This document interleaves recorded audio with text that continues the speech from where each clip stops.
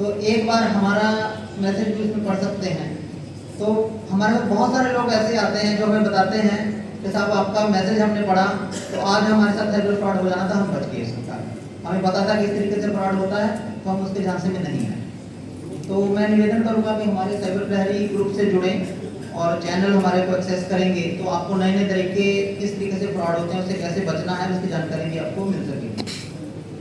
कुछ मुख्य फ्रॉड करने के तरीके जैसे मैंने आपको बताया कैसे उनसे बच सकते हैं, जैसे कि आपके पास कभी भी आपका OTP आता है बैंकिंग ट्रांजैक्शन का, अगर फ्रॉडस्टर ने आपका अकाउंट के लेके लॉगिन कर रहा है, आपके मोबाइल पे OTP आएगा तो किसी ना किसी बहाने से आपसे OTP वो लेना चाहते हैं, तो अपना OTP काइंडली किसी से भी शेयर ना करें। दूसरा है कि बहुत सारी बार क्या होता है कि व्हाट्सएप किसी ना किसी का हैक हो जाता है।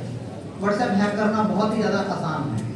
फॉर एग्जांपल आपका व्हाट्सएप नंबर किसी ने लॉगिन किया तो उसके पास मैसेज आएगा कि वेरिफिकेशन कोड भरें, आता है ना व्हाट्सएप पे, वो वेरिफिकेशन कोड आपके फ़ोन पे आता है, तो आपके फ़ोन से वेरिफिकेशन कोड लेने के लिए वो आपको फ़ोन करेगा।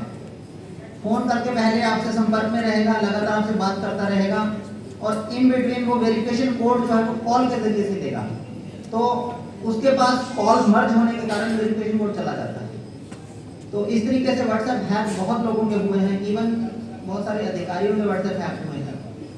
आपको पता चल जाएगा कि आपका व्हाट्सएप हैक हुआ है, 5 से 10 मिनट में वो आपके सारे कॉन्टैक्ट लिस्ट को डाउनलोड कर लेगा और उसके बाद आपके सभी यूजर्स को वो मैसेज भेजेगा कि जैसे अविनाश जी के मान लो मोबाइल से मैसेज भेज रहा है आपको कि मैं अविनाश मैसेज करता है कि मैं अविनाश हूँ, मेरा नंबर खराब हो गया, मैं दूसरे नंबर से मैसेज कर रहा हूँ, मैं मुसीबत में हूँ, मुझे कृपया इस अकाउंट में 50,000 रुपये जमा करा दो। तो आप सोचोगे कि उसको कैसे पता अविनाश, आप अविनाश को जानते हैं, तो आप उस पर यकीन कर लोगे और उसको आप पैसा दे दोगे।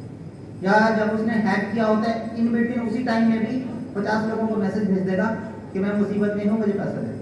तो हम सोच के ये अविनाश जी मैसेज भेज रहे हैं, हम उनको पैसा ट्रांसफर कर देंगे और बाद में आप अविनाश जी से बात करेंगे, बोले मैं तो ठीक ठाक हूँ, मुझे कुछ हुआ ही नहीं।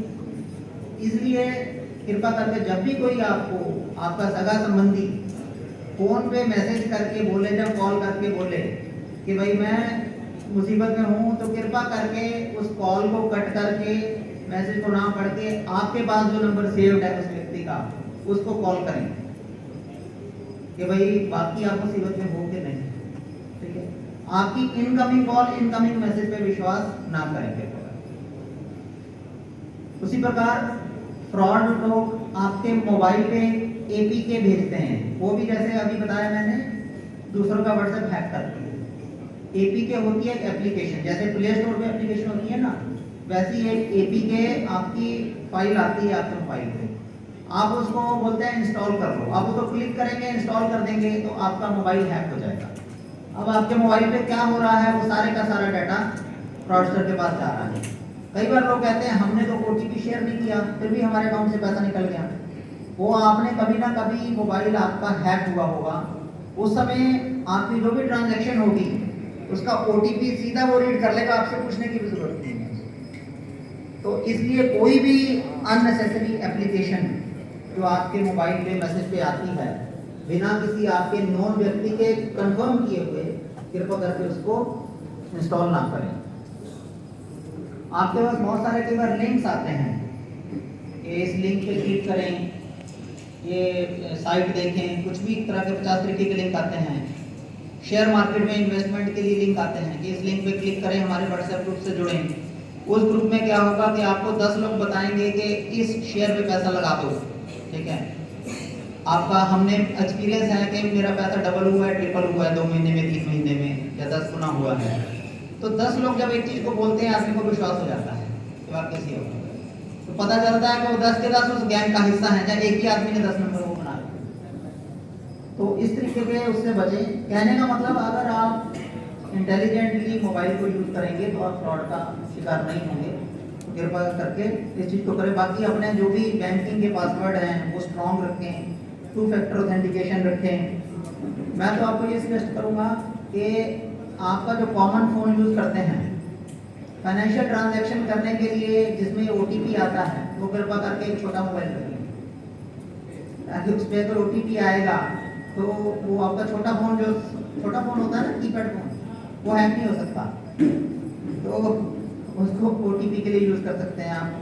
बाकी एक और चीज़ है, जो हमारे सोशल मीडिया होता है, फेसबुक, इंस्टाग्राम, यहाँ पे इतने यंग लोग नहीं हैं, परंतु आपके घर में जरूर यंग बच्चे होंगे, स्पेशली कॉलेज गोइंग स्टूडेंट्स और लड़कियाँ खास करके। कृपा करके उनको समझाएं कि इसका इस्तेमाल बहुत सावधानी से करें, अपनी पर्सनल जानकारी कृपया उस पर शेयर ना करें। स्पेशली लड़कियों के लिए एक रिक्वेस्ट करूँगा। और उसकी सेटिंग्स जो हैं आपकी प्राइवेसी सेटिंग्स उसमें ऐसी रखें कि आपके केवल नोन लोग ही उसको एक्सेस कर सकें, आपके फ्रेंड्स ही उसको उसकी आपकी जानकारी जो पर्सनल है उसको देख सकें। एक और चीज़ अभी हाल ही में हम लोग भारत सरकार के द्वारा हमें बताया गया कि बहुत सारे लोग ऐसे होते हैं जो आपका बैंक अकाउंट जो होता है किसी दूसरे को यूज़ करने के लिए दे देते हैं।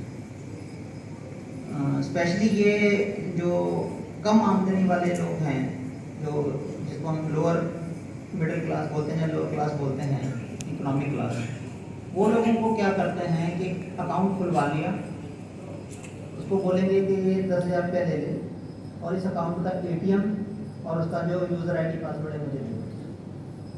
उस आदमी को लगता है मेरा कुछ गया नहीं, मैंने अकाउंट दे दिया। वो अकाउंट यूज़ करते हैं फ्रॉड करने के लिए।